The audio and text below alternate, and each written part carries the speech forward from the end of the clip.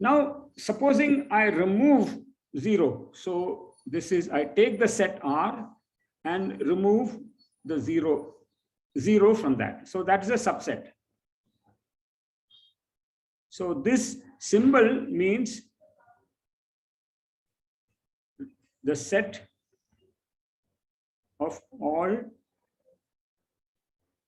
non-zero real numbers. So I have all the real numbers except 0. So this is a subset. Then I have another subset. So I am going to give you 3 subsets of various vector spaces. In the second case, I take the vector space R2 and I remove the subset, which I call the unit circle. So what is this? This consists of points xy in the R2 in the plane, such that x squared plus y squared equal to 1. This is a circle of radius 1 centered at the origin. Okay. So that is the second example. And the third example is I take again R2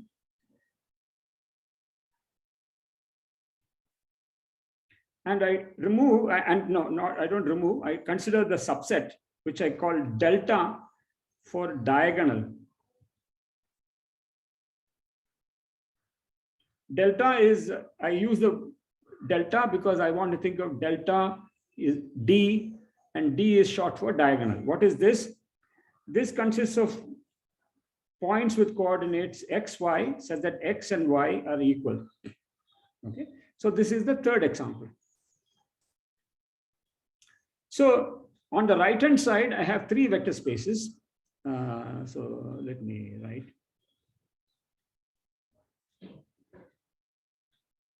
These are all vector spaces. And on the left, I have 3 subsets.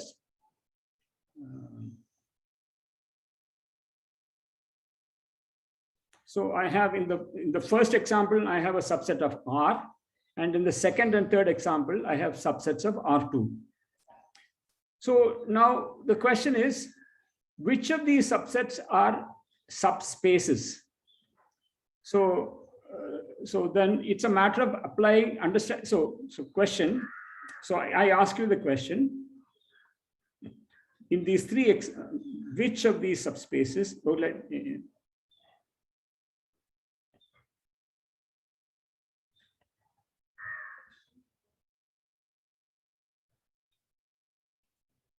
Subsets are sub.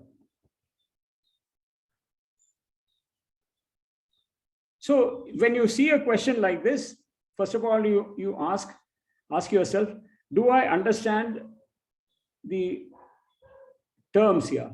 There are 2 mathematical terms here. One is subset, and then there is subspace.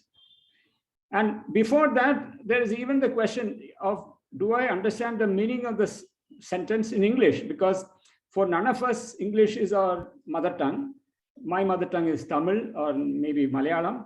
And for others, it's Hindi or Bengali or Kannada, or, it could be a whole range of things.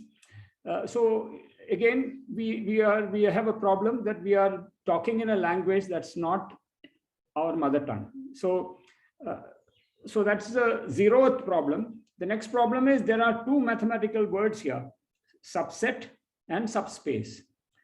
So do I understand these terms? Because if you don't understand these terms, first of all, if you don't understand the meaning of the sentence, you cannot begin to think about it. So that is the language problem. Then there are words that are specific to mathematics, subset, subspace. Do I understand that these words as mathematics words? So then it's a matter of understanding a mathematical definition. If you don't, then that means that you failed a medical test, so you have to take a medicine. Then medicine here is actually going back and looking at the definition and understanding the definitions. I cannot say strongly enough, modern mathematics, about a third of the power lies in the definitions. A definition is like a very, very, it's like a spring that's been made very tight. So if you expand it, there's a lot of power in it. So, but if you don't understand the definition, you cannot proceed. And the third step is, okay, I understand the definition. Now you apply the definition and answer the question. Okay. So now, what is the third example? Is there a question? Yes, sir. What is the third example? Diagonal is a subset of R. There's a triangle after diagonal. What does that represent? That is a symbol. Oh. Okay. Yeah. This is just a symbol for the diagonal. Yeah. So, such questions are very welcome, because I often assume that when I write, because I have 65 years, many years of writing mathematics. So I assume that, you know the conventions, what is the normal, meaning of things. And again, if you do not understand, it is your job to stop me. Yeah, thank you for doing that. So this is a definition, this symbol. So this is a symbol I'm using to define this subset. So you see there are. So I am actually dealing with this subset. And because I don't want to keep writing this long thing, I give it a symbol. And because when I am talking, it's useful for me to give it a name I can use in talking. I call it the diagonal. So there are three things going on here. And all this is there to help you. But if you are not familiar with the way I'm writing or I'm talking, it can only confuse you. So there are two solutions. I think carefully about what I'm going to say, to take into account that you are not that familiar with my ways of talking, but I'm old and hard for me to change. The better solution is you stop me and saying, look, I don't understand. And that is very welcome. That is what I really would like you to do. Anytime you don't understand, just stop and ask me, I don't understand. Very good. So now, can I go on? So to ask, so before I'm going to ask you to think about this question, but I'm going to recall for you the definition. Okay. So I assume that everybody knows what a set and a subset are. Okay, because that is set theory language. You are supposed to know that. I mean, but I have defined the notion of a subspace of a vector space. Recall, if V is a vector space,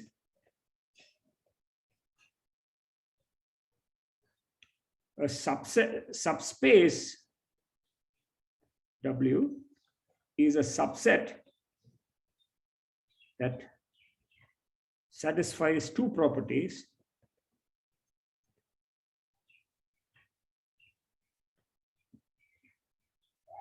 Which I will say in short form and then expand. The first property is W is closed under addition. The other property is W is closed under scalar multiplication. So these are sentences in English because they are not very precise. What do I mean closed under addition, closed under multiplication? So I have to expand this in mathematics. So what does this mean? For every U, V, vectors U, V, Neelabdya Das, we have not started thinking about the questions yet. So I'm okay, sorry. to think about it yet. Okay, I saw your chat. So we will come back to the questions and think about them. Okay. So for a U plus V must belong to W. This is what it means to say that W is closed under addition. And this means for every U in V, W, and lambda real scalar, lambda dot U should be in V. So this is what this means. So means.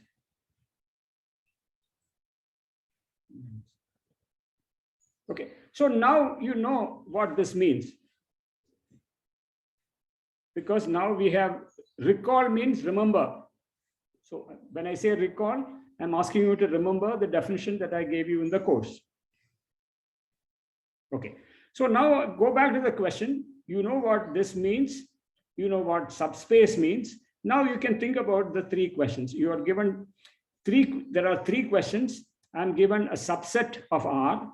I'm given another subset of R2, and I'm given a subset of R2. So now I ask you, ask yourself, does this subset, is this subset closed under addition? Is this subset closed under scalar multiplication? Then you ask yourself, is this subset closed under addition? Is this subset closed under addition or scalar multiplication? So if these subsets fail either one of these two criteria means, a subset is a subspace if both of these are true. This must be true and this must be true. If one of these, at least one of them failed, it's not a subspace. So with all this knowledge, you can ask yourself, in which of these three cases do I have a subspace, and which of these three cases I don't have a subspace? So I'll give you 5 minutes to think about this, and then we will talk.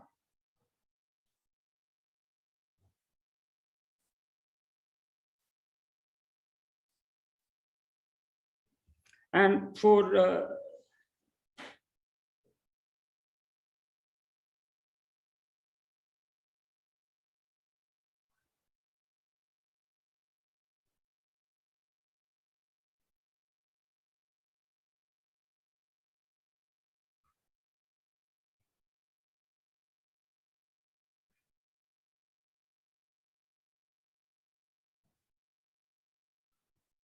so far, let me give these things a number.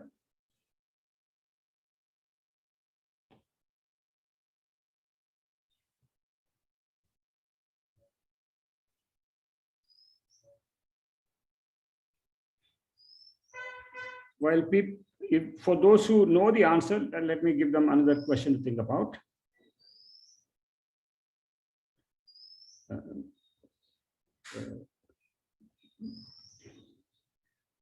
Show a linear map such that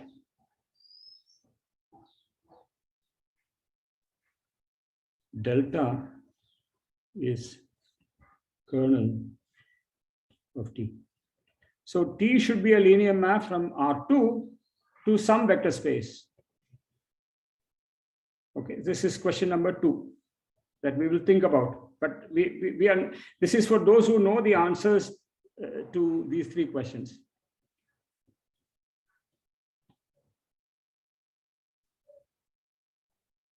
Okay, so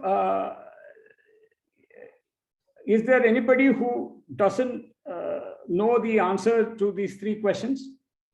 If anybody has an issue, they can write in the chat to me, and I will talk about it.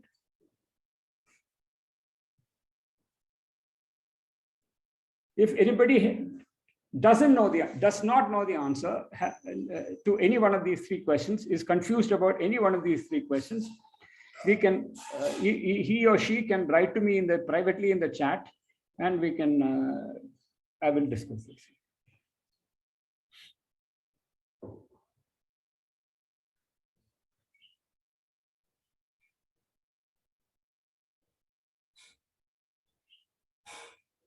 Okay, I don't see anybody writing to me. So I guess you all know the answers. So, this is, let me just say, not a subspace.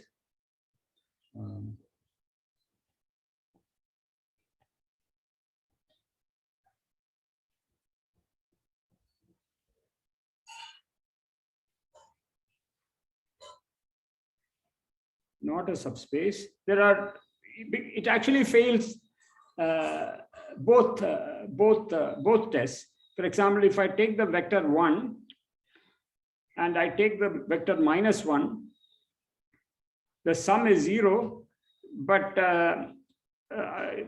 0 is not, this does not belong to R minus 0. Okay, so this is not closed under addition. Therefore, this is not a subspace. Okay. Another thing is, if I take 0 times 1, that is 0, which not in this subset. Therefore, again, it fails both tests. Similarly, this is not a subspace.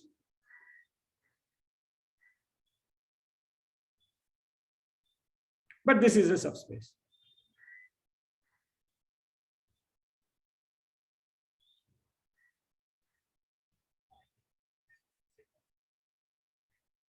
So given a vector space and a subset, that subset may or may not be a subspace. Now, a little additional remark, and this is something that we will use. Then if we have a subset which is a subspace, then you can think of it as a vector space on its own right, because you can add 2 vectors in the subspace and get another vector. You can take any vector and multiply it by a scalar. And as we have already noted, the 0 vector in a subspace must always contain the 0 vector, and it must contain the negative of any vector. So it's actually a vector space in its own right.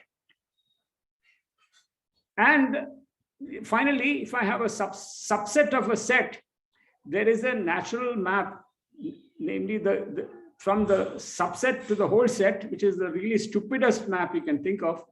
You take an element of the subset and think of it as an element of the bigger set. So that is a map from the subset to the bigger set. And in the case that the subset is a subspace, this map is actually a linear map of vector spaces. So whatever I have just said is just entirely easy, but it is very, very useful, provided you understand what I said. So does everybody understand what I said? This is really important. I can just keep saying it 100 times, but I will say exactly the same words. The meaning is really very, very, very simple, but it is somewhat abstract. So you may get confused. What is so first of all, just take a set and a subset. So for you, you are just thinking of a Venn diagram. A big set is a big circle, and contained in that is a smaller disk, which is a subset. Okay. So a subset for you is just a Venn diagram of one disk contained in a bigger disk. So you will think, where is a map here? My point is that there is a map from the smaller set to the bigger set, which takes an element of the smaller set and thinks of it as an element of the bigger set. So this is a map from the subset to the bigger set. Now, this is such an easy thing, but it's really very useful to think of this in the abstract. It's slightly, yeah. So you must get used to this habit in mathematics of taking something really very, very simple and obvious and making that a tool. So so if you have difficulty, it is understandable, but the difficulty is not a reason to avoid thinking about this. You must really think about this and from all possible angles and say, this is all there is. I don't have to be afraid of this. Very good. So now can I go on to the next question? But I don't have to. I'm willing to spend as much time on this, on all these issues before I go on. Any questions, comments? Neelabja, are you okay? Yes, sir. Shakti, are you okay? Yes, sir. Yeah.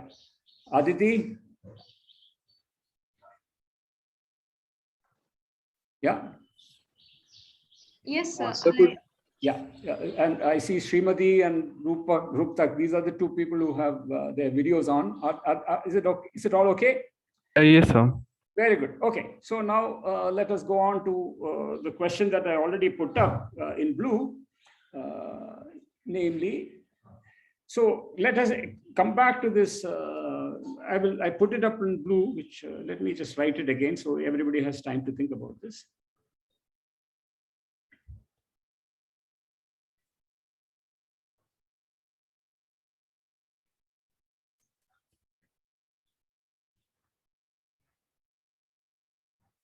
So consider what I call the diagonal in R2, which is points with coordinates xy, which are equal, x equal to y. By the way, I hope everybody is now comfortable with this kind of notation. Okay, this means on the left hand side, points with coordinate paired, what pairs the points x comma y, and the vertical line means such that, so such that, and this is the condition, x equal to y. So the question is, find the linear map T from R2 to some vector space, which I put a question mark, such that delta is the kernel of the linear map. So, so now again, there is a question, and the important thing is to understand the question. So find, everybody understands. Now, but there is a matter of a linear map. What is a linear map? You should know. And then I have this notation, kernel of T, ker T. Okay. And so then also there is my strange habit of notation. I have just, this is what am I doing here? So these two are math definitions.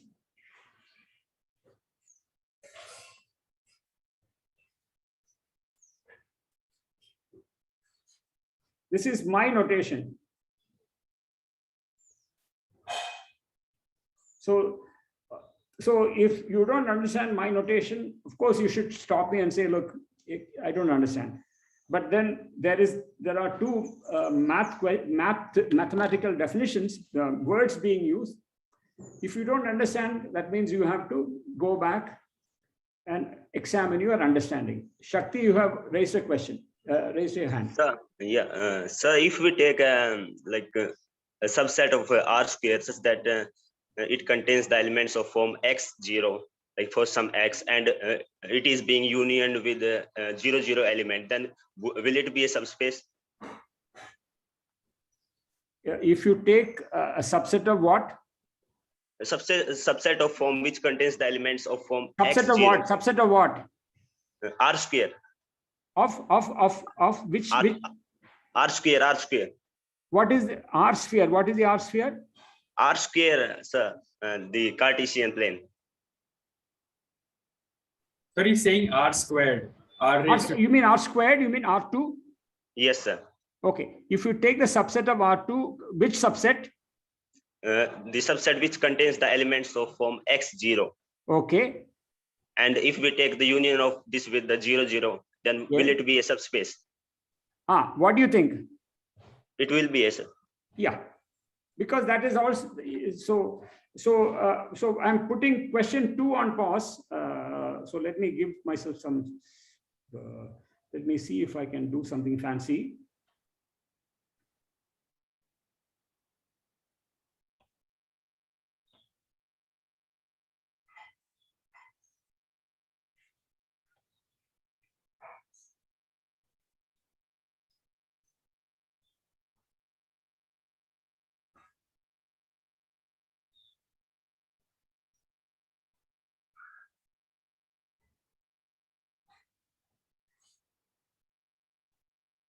What do you know?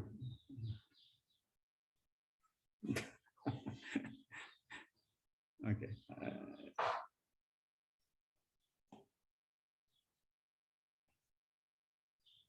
Just give me a second. I shouldn't have tried this.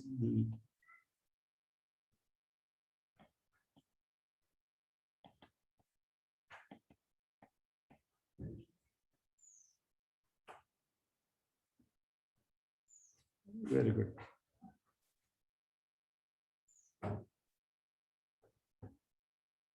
Okay.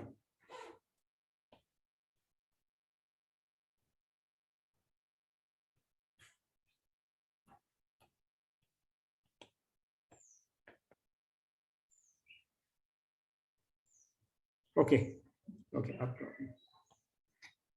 Yeah. So the question is this.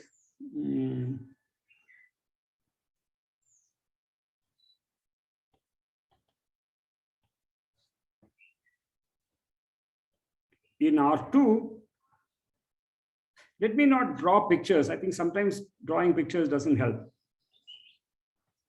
So I take in R2, first of all, I take the set X0, where X is not 0, right?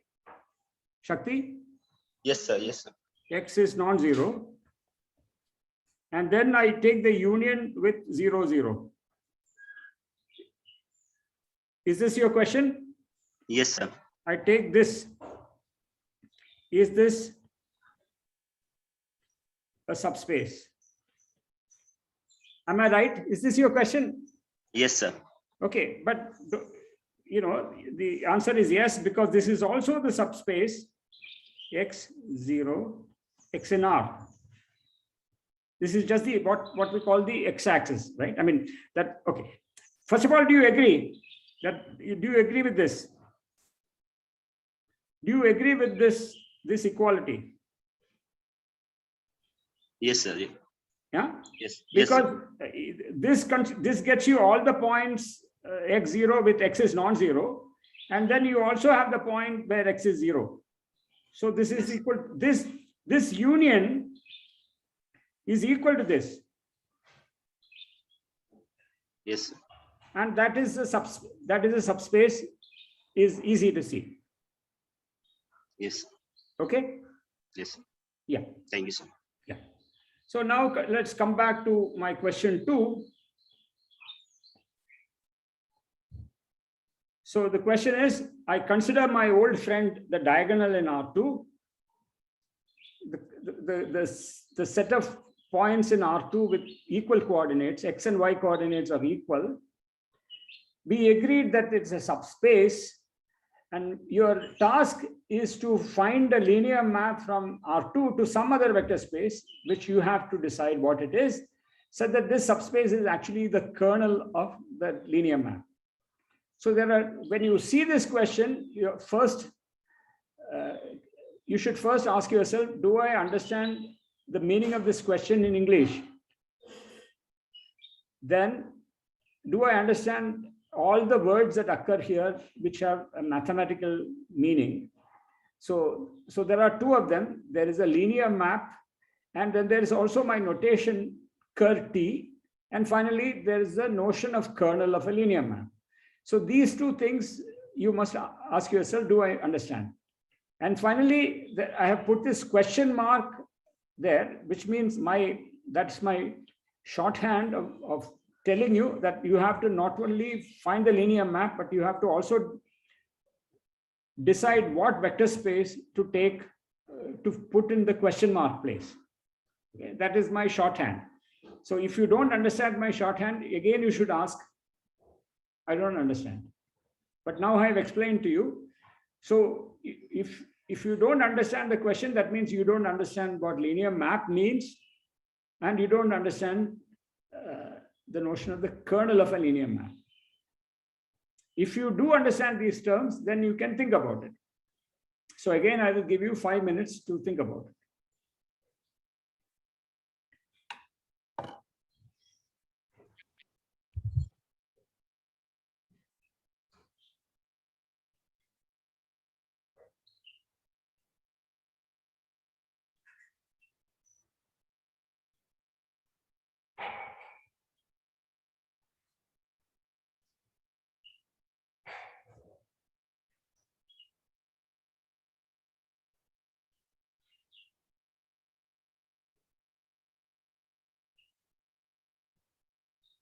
Okay, so you've had your time.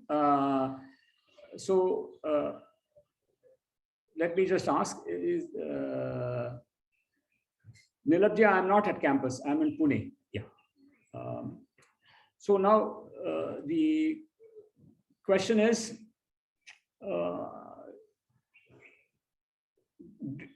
yeah, everybody has thought about it.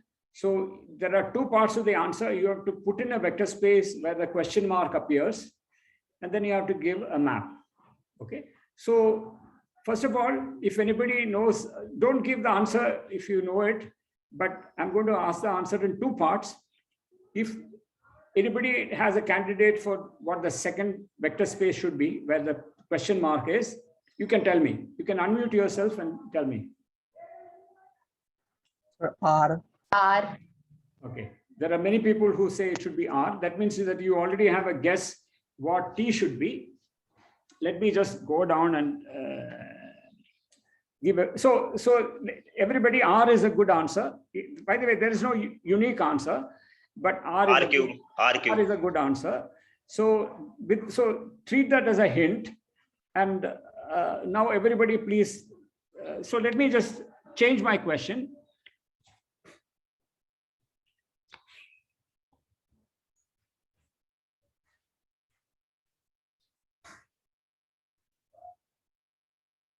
Okay, now your task is to find the linear map from R2 to R, which has the diagonal delta as the kernel. So now again, don't tell me, just think about it. And if anybody doesn't see the answer, please do this, because this will give me an idea of how much you are following me. Please don't be shy. If you still do, so I'm saying there is a subspace of R2 explicitly given to you. It consists of vectors with equal x and y coordinates, x equal to y. You can find a linear map from R2 to R such that this is precisely the kernel. That means these are precisely the set of vectors which go to 0 in R. So it should be a linear map, and if it should be such that if the vector with coordinates x, y goes to 0, x equal to y. So what could be simpler than this question? Sir, do we give you the answer or do we wait? Sorry? Do we give you the answer if we have one, or like we wait? I think you can now already, yeah, okay. Why don't you give, if more important, if somebody does not see the answer, please let me know. I see one person has actually sent me a message with the answer, but if somebody is still puzzled, it's really important that you let me know, because then I know that I need to work more to help you understand.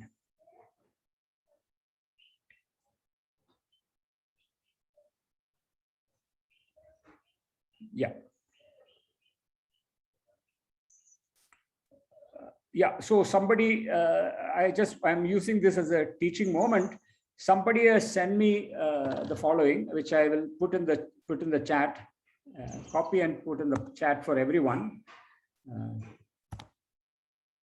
Please look at the chat. This is the correct answer. Okay, maybe I should wait. I should wait till everyone.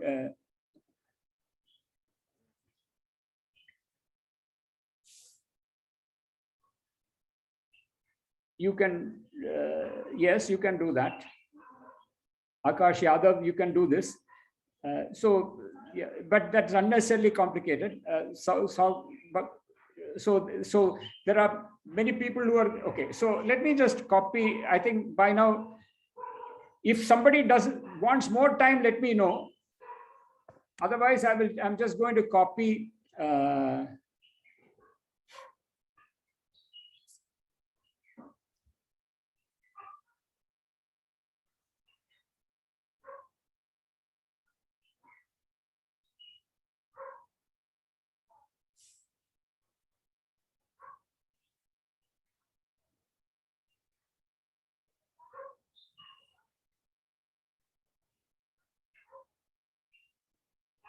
Okay, there are two answers so far that I have got.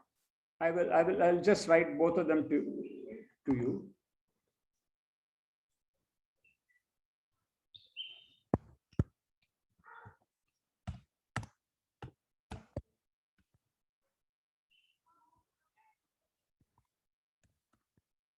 So here I've sent as a chat to everyone. So the first is a map from R2 to R, which sends y to x minus y. Clearly, x minus y is 0 if and only if x equal to y. So this does the job. So before I go on to the second part of the answer, the other possible answer, is there anybody who has trouble understanding this part of the answer? Namely, let me write it again in the chat.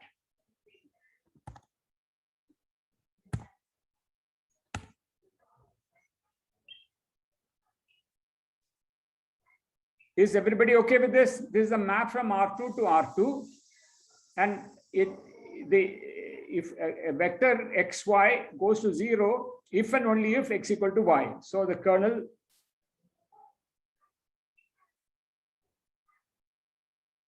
okay. Now, so please wait before we think of other answers. Does everybody agree with this answer? There's a linear map R2 to R. Kernel is precisely the diagonal. Roshana, are you okay with this? I'm just asking people at random. I see in the gallery, my gallery. Yes, sir. Yeah, very good. So before I talk about the other answers, a little bit of notation.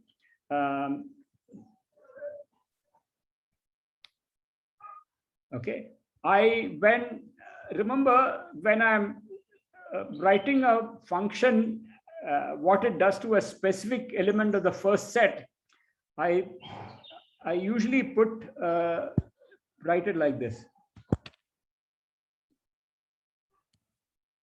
So that vertical thing at the bottom, at the left end of the arrow, tells you that it is what it does to a specific element of the first set.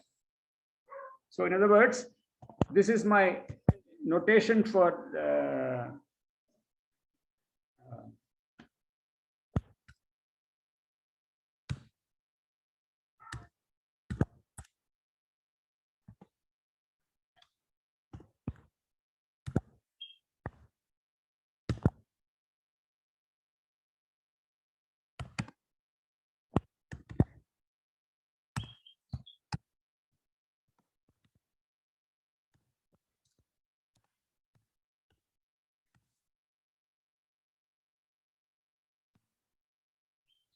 so this is a matter of, no, I sent it only to Shakti Chauhan for some reason. We've all got it. Just 1 second. Let me just copy this to everyone.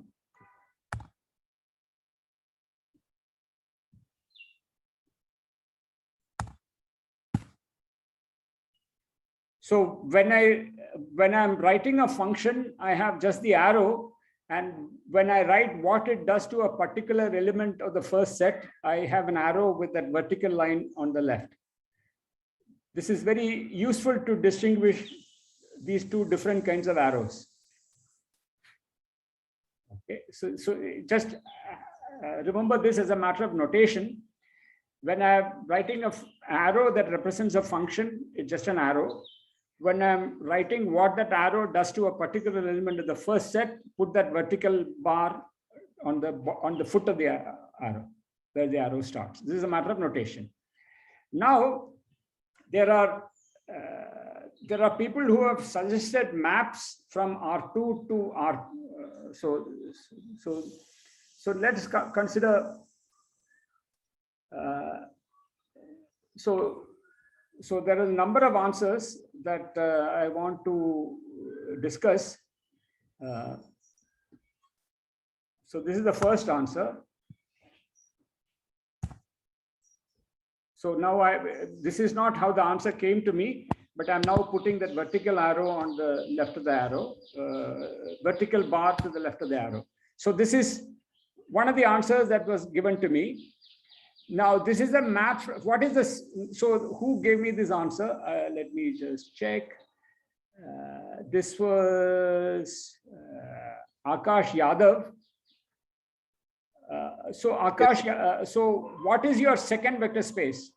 Sir, I took the diagonal as the second vector space. But then it doesn't go, okay, yeah, but you can also take it as R2. R2, yes, Yeah? sir, we can also do it. Yeah, in fact, yeah, you can take it.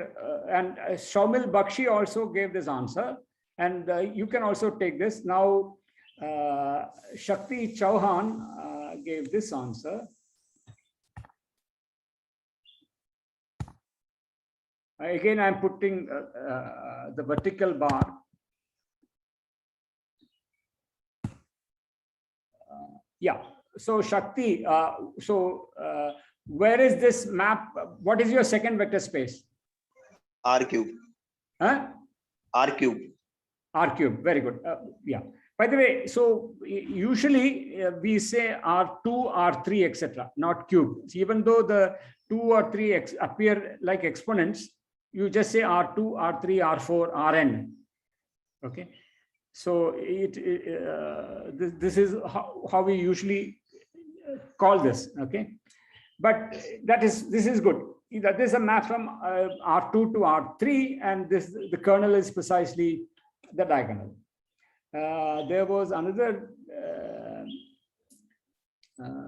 Neelabja, you have, so I don't know what you meant here.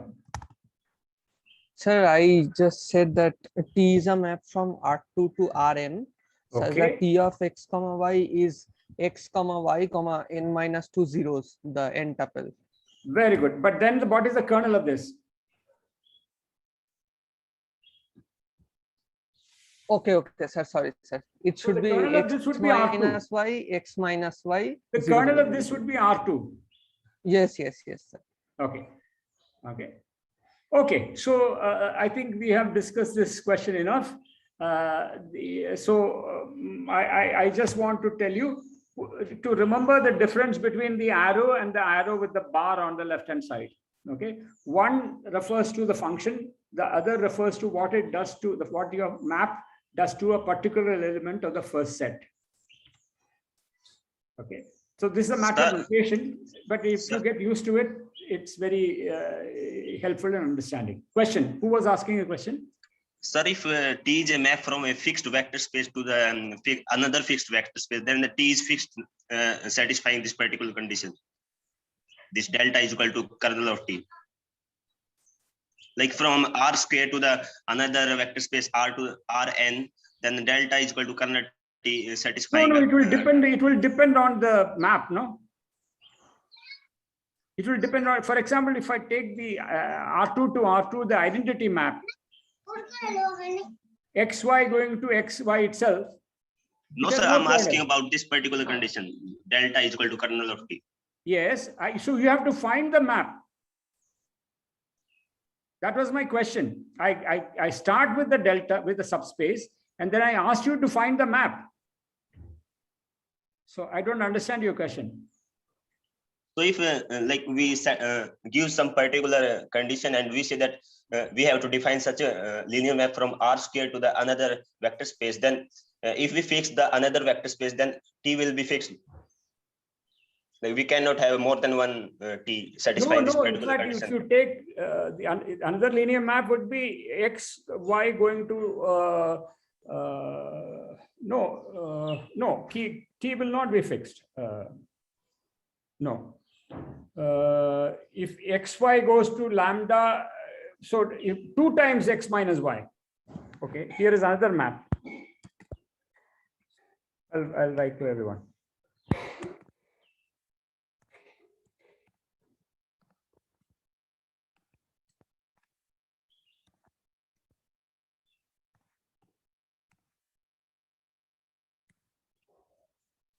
So this is another map from R2 to R, which has the same kernel. So T is not fixed by the kernel. Shakti, do you understand? Yes, sir. Yeah, Yeah. got it.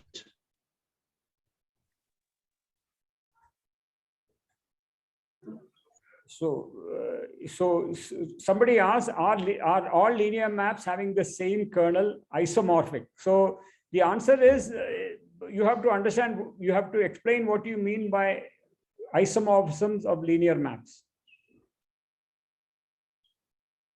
Okay, so there is a certain sense in which this is true, but that I don't think we are ready to discuss this. Okay, Robert, if you don't mind, I will go on. Yeah. Okay. So now I'm going to put up another question, and then I'm going to, as usual, take a break.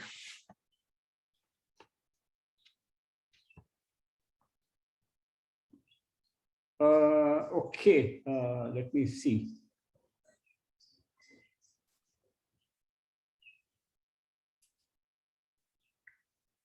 Okay, I was going to put up another question, but okay, what I will do is I will discuss a question from the, in fact, this morning I received a mail from Adarsh about question 6 in direct sums.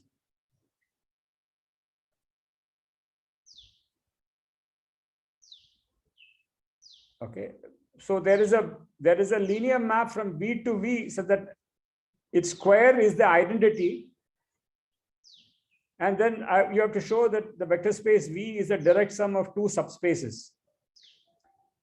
Question 6 from your exercise on direct sums. So I'm asking you to think. That's what we will discuss after I come back from the break. Can you access the question? Let me see if I can somehow cut and paste it on your. Just give me a second.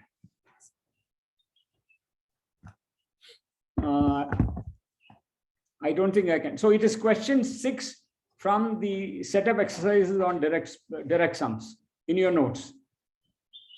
So I have a linear map which is a kind of curly I from V to V, whose square is the identity map.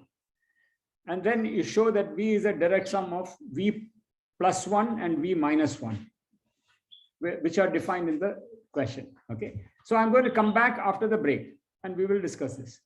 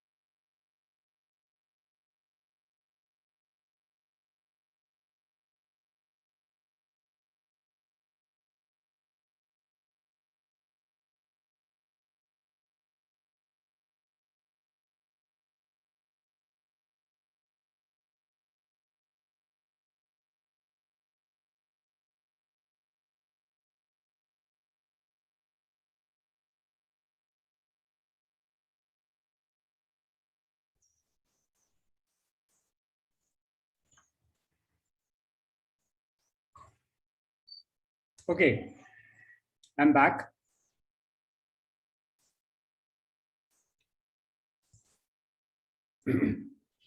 So let me write the question. So V is a vector space and I is a map from V to V. And what we know about I is that I squared is equal to I. It's not I, sorry.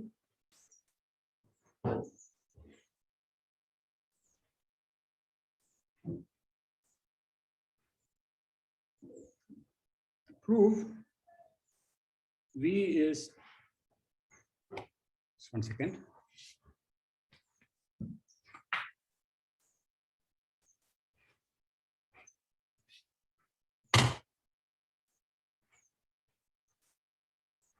V plus minus plus 1 direct sum V minus 1, where V plus minus 1 our definition V in V, so that IV is plus minus V. So here is a question.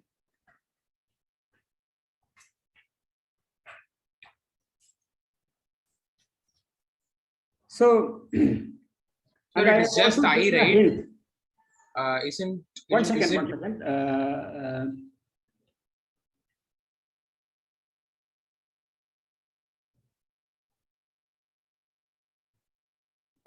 Just 1 second. Let me just definition I composed with I is IV. I've also given a hint. Yeah. So I will, before I talk about the hint, Vagera, let me give you time. Somebody began asking a question. What is the question?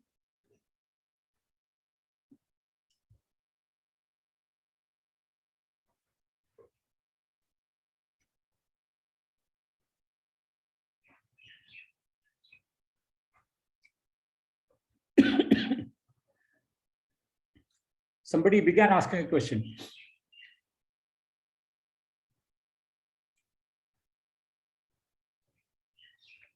Is there a question about this? Somebody began asking a question and I asked you to wait. No.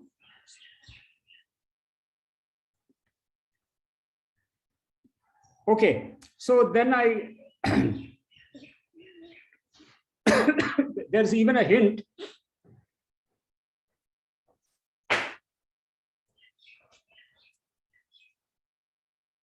Consider the linear map.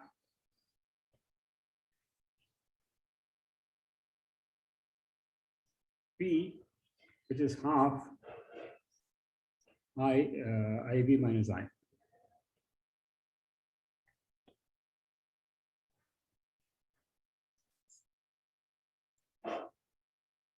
Okay, so there are several parts to this question and there are several places where you may have questions or you may not understand. Okay, so let me just highlight. Do you understand this? Do you understand this? Do you understand even this equation? And then, of course, do I understand direct sum? What does this mean? What is it that you have to prove? So this is a largely the question. So I guarantee you, and in fact, people who have solved the question know that this is actually quite easy. On the other hand, it involves many, many unfamiliar things. Unfamiliar, but important. These are very, very important ideas and concepts that you should understand. So I'm not asking you this question just for the fun of it, to kind of, show off sophisticated notation or sophisticated ways of, talking. this question is there for a good reason. This is a very, very important set of ideas. The direct sum is a very, very important idea. And how to think of direct sums in terms of maps from a vector space to itself, that is also an important idea. So this question has many, many important ideas embedded in it. But to understand the important ideas and make them your own, you have to analyze the question. You have to take it apart and put it together. You know, it's like a piece of machinery. To understand the machinery, you must unscrew the parts, put them separately, and then screw them back together. That's how you understand how machinery works. Okay, so again, after all that pep talk, let me ask you, do you understand the parts of this? So here is a machine that I've put in front of you. There's an engine. It has many working parts. Do you understand the working parts? Do you understand? So let's do it one by one. Do you understand this?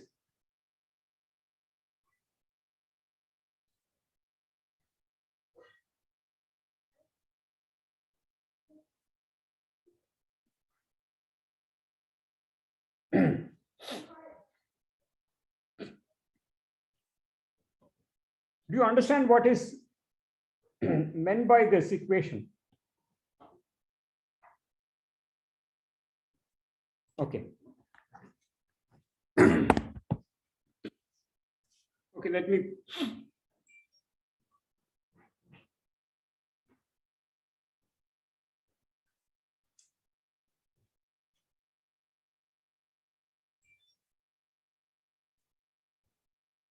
What is the linear map IV?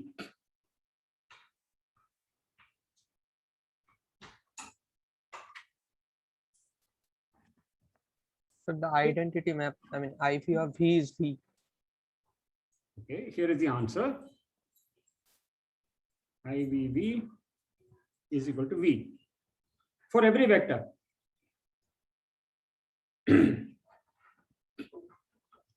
This is a linear map.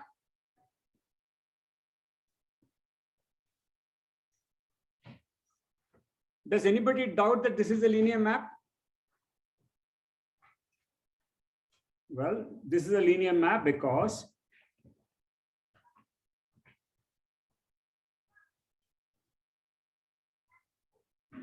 IV of V plus W is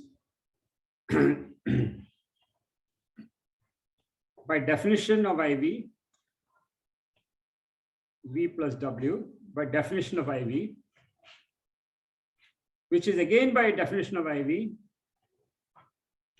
IVV plus IVW. IV of lambda dot V is lambda dot V, again by definition of IV, which is lambda dot IVV. So all this shows, so this is by definition of IV. So again, this shows that IV is indeed linear. Okay. Now, what does the notation I squared? So I squared is defined to be I composed with I. This is a definition. So, but what does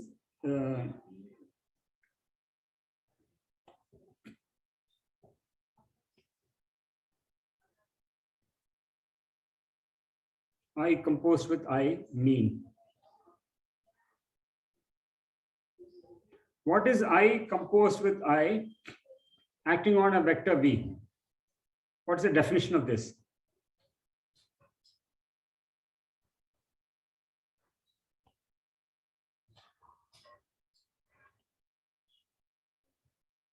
So I'm asking you, what does this mean? It is I applied to IV. Okay. So this means I applied to IV. I first apply I to V, so I get another vector in V. So I can again apply I to it, and this is the definition of I composed with I. And what is given to me, that I composed with I is equal to IV given. So this should be equal to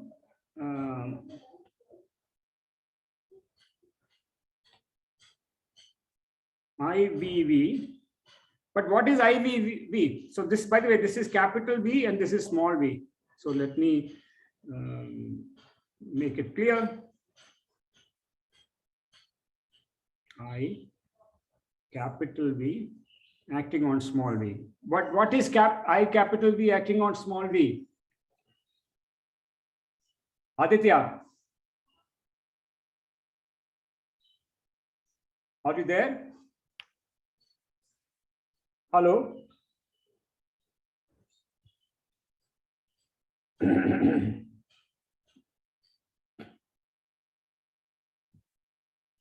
Oh, Shakti? V, sir, it's V. Very good. So this is V. So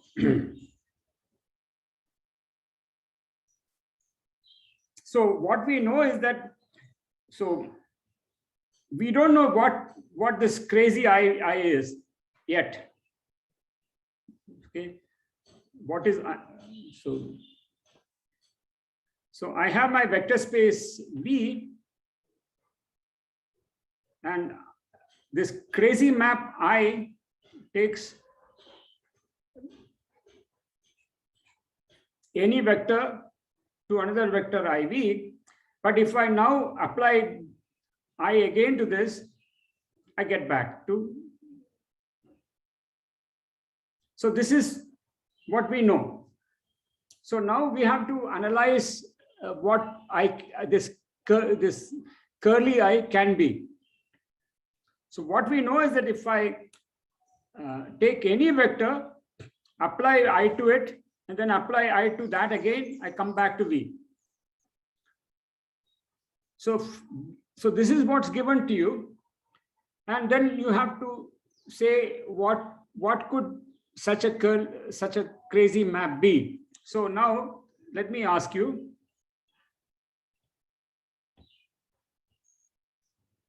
give me 2 examples of such a curly I. So I'm given some arbitrary vector space. Okay, V to V. You give me 2 examples of such a curly I. Example 1, example 2.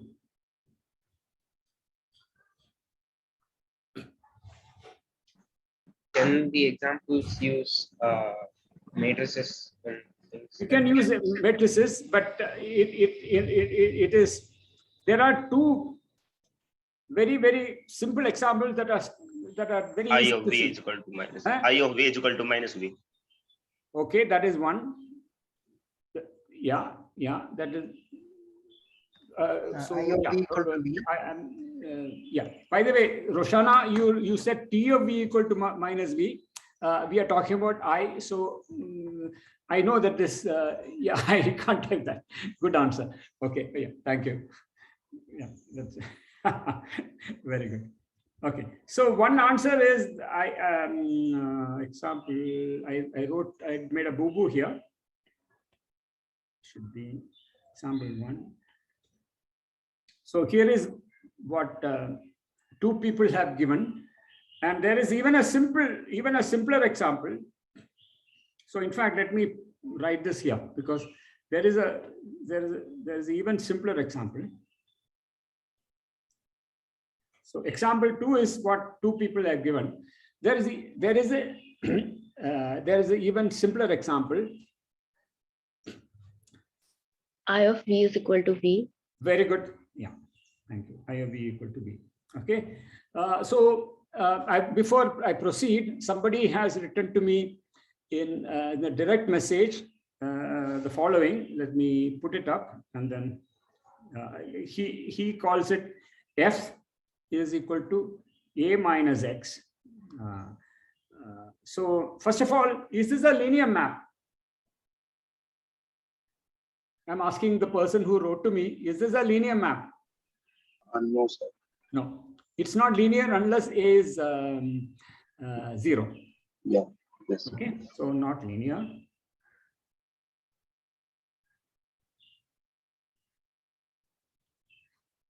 So we have seen two examples of IV equal to V and IV equal to minus V. Okay. And in fact, what the exercise says is that this is more or less all, any I can be built out of two such examples. So the idea is that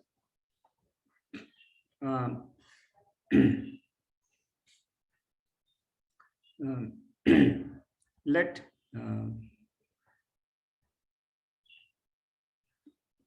sorry.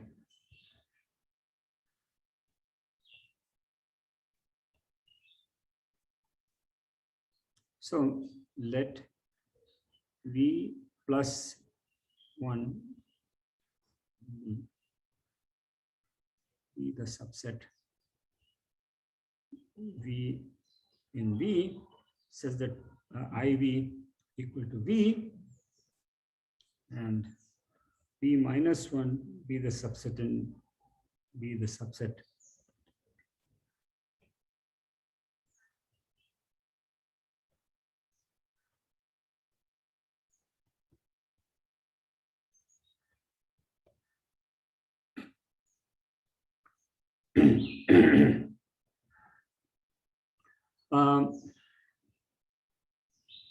then so this is what the exercise asks you to prove. V plus 1 direct sum V minus 1. So now you have to understand this. What does this mean?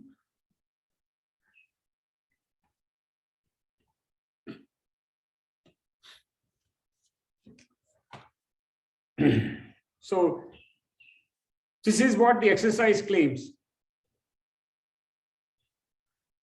So you have to prove this, but before you prove it, you have to understand what it means. So first of all, do you understand the definition of V plus and V minus?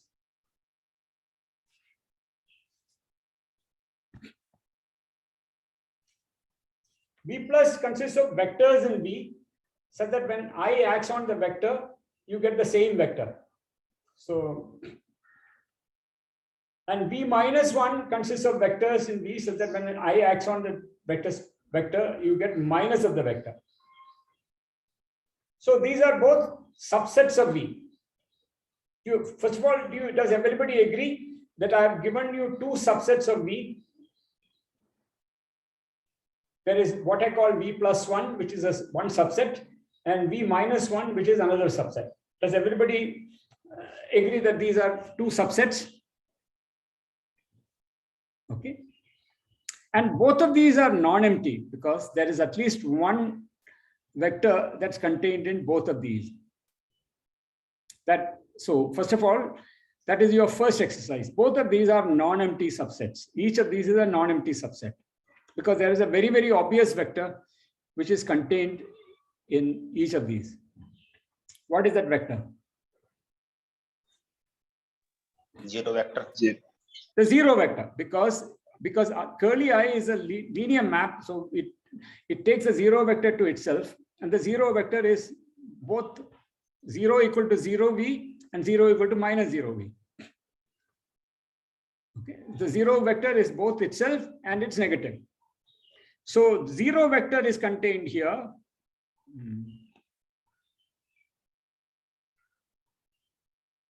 And 0V is contained in V minus 1. So these are both non-empty. And these are both linear, these are subspaces. These are not subsets, but they are subspaces. Okay. These are subspaces. Why? If, for example, so let me prove. So each of these is a subspace. I will only prove that V minus 1 is a subspace. I will prove V minus 1 is a subspace. Why? If V1 belongs to V minus 1 and V2 belongs to V minus 1, then I apply I to V1 plus V2 by linearity of I. This is I V2, which is minus V1.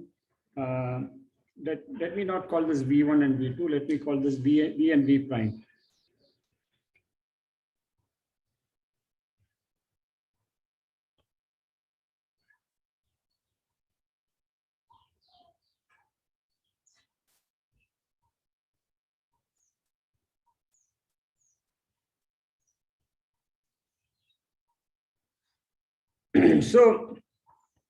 So this shows that V plus V prime belongs to the subspace.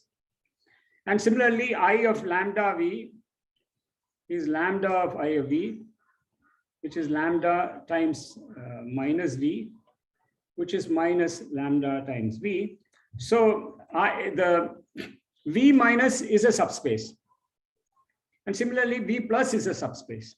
So starting with I've given you two subspaces, which are, subsets which are both subspaces. Now, so I have proved this fact. Second, V plus 1 intersection V minus 1 is just the zero vector. These two subspaces, the only vector that they have in common is the zero vector. Why?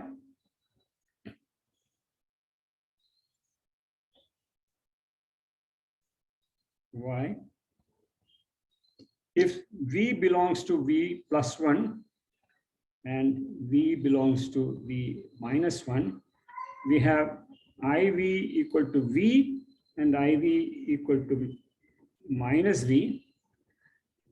So this implies V equal to minus V, which implies 2V equal to 0, which implies V equal to 0.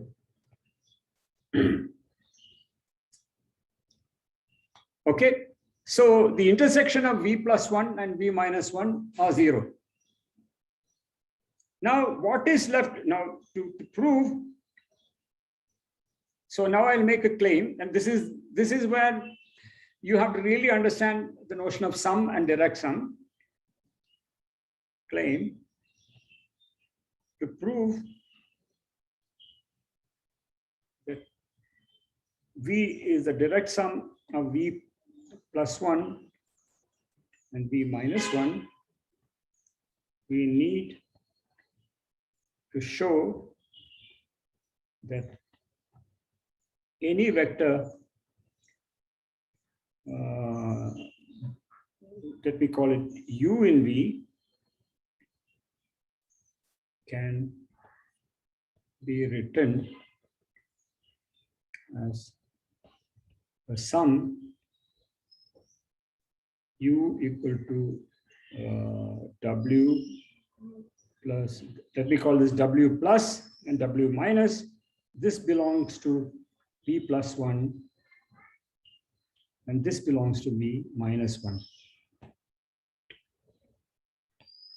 And this is where you have to use a hint about that. See, remember there was a hint which involved, this was a hint.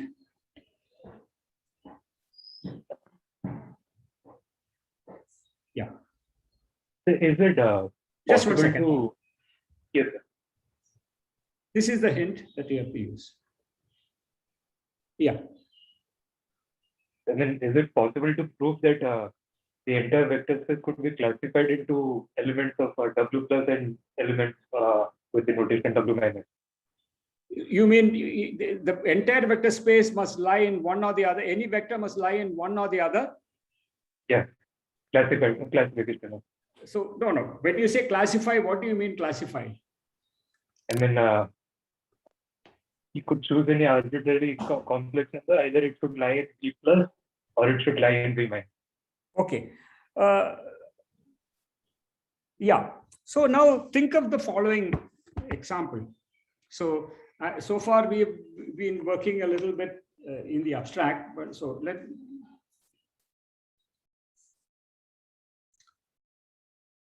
so I should have said here is, so let's do an example 3.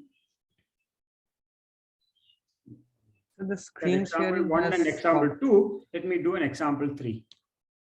So you're not presenting. Sharing this screen. I have to share the screen, no? Yeah, 1 second. Yes.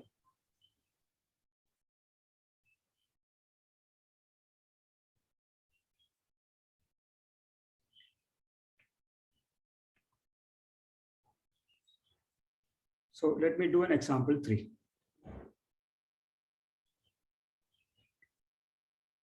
Consider the map, which I will call R2, I only, from R2 to R2, so that I xy is x minus y. So what is R2 plus 1? What is R2 minus 1? And is it true what you said? See, remember what you said. Who was this, by the way? Who asked this question? Okay. Your question I'm writing in sort of symbolic terms. Your question is it true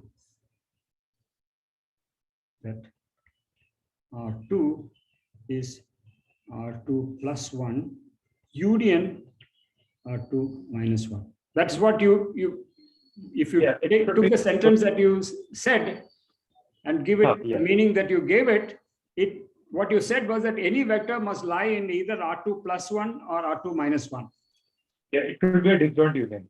I mean, except, oh, sorry, not disjoint, because one element is common. But so if you look at the, see, so, yeah. So what, see, now the point is now we have come to 10:40 and I must end the class, because if nothing else, because some of you may have to go away and I need to also go away. I'll leave you here and we will discuss this very quickly at the beginning of the next class. Yes, sir. Okay. Yes. Okay. So I'm going to stop the class. I have to go, but I have 2-3 minutes in case somebody wants to ask something.